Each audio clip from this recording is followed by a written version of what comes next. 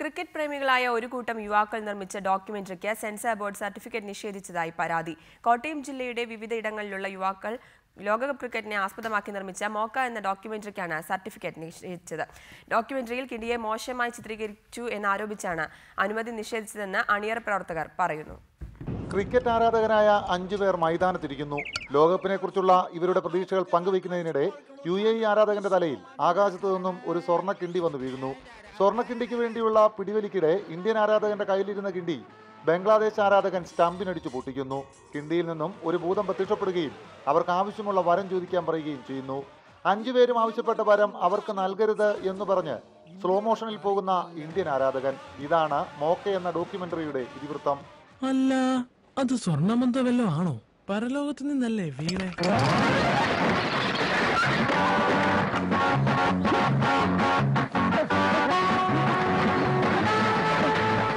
പ്രമുഖ ചാനലിൽ സംപ്രേഷണം ചെയ്യാൻ ചെന്നപ്പോൾ സെൻസർ ബോർഡിന്റെ സർട്ടിഫിക്കറ്റ് ആവശ്യപ്പെട്ടു.